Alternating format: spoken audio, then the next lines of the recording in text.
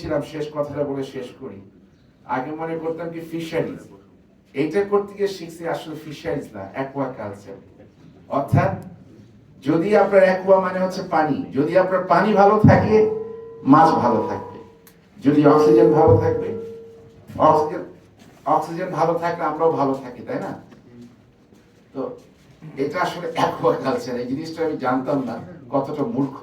তারপরে সাহস করে ইন্ডাস্ট্রিতে আসছি।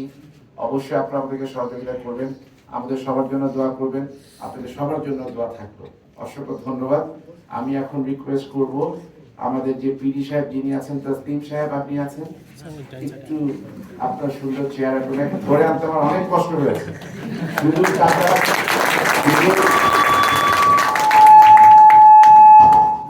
সৌদি আরব, কাতার, ইউরোপ, কম্বোডিয়া, থাইল্যান্ড ঘুরে ঘুরে বেড়ায় বাংলাদেশ আসতে, শ্রীলঙ্কার সবাই আপনারা যাবেন। তো অনেক কষ্ট করে ওনাকে, মানে আপনারা বলেন যে গ্রামে একটা প্রবাদ আছে, ছাই দিয়ে মাছ ধরতে হয় না, হ্যাঁ বাইন মাছ ধরতে হয় ছাই দিয়ে। তো অনেক কষ্ট করে ছাই দিয়ে ধরে আমরা নিয়ে আসছি, যে চলেন আমরা কিছু একটা করি।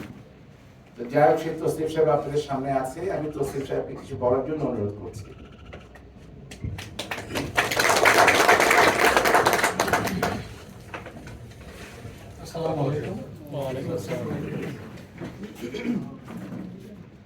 আমি সর্বপ্রথম মহান আল্লাহ তাআলার কাছে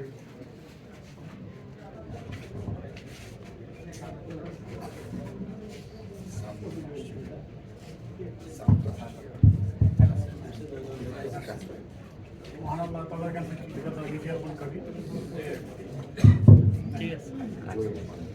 মহান আল্লাহ তাআলার কাছে কৃতজ্ঞতা জ্ঞাপন করি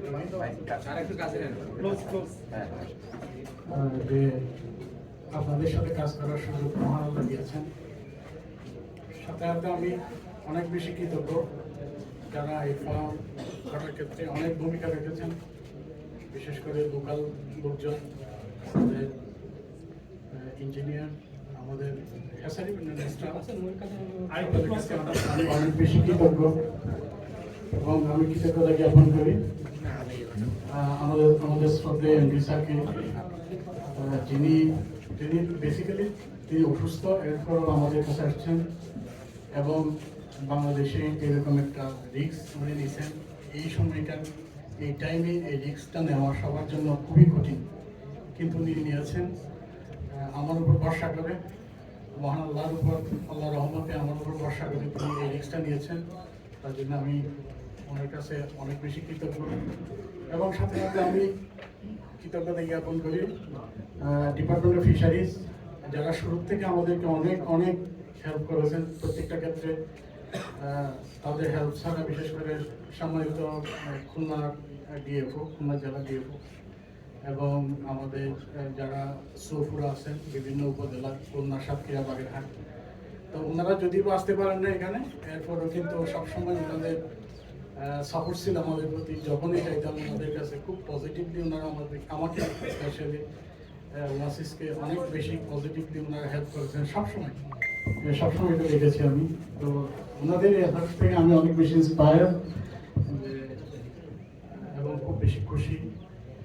তো আসলে আমি আসলে কি বলবো আপনাদেরকে, আমি বলতে পারবো না আজকে খুব বেশি কিছু।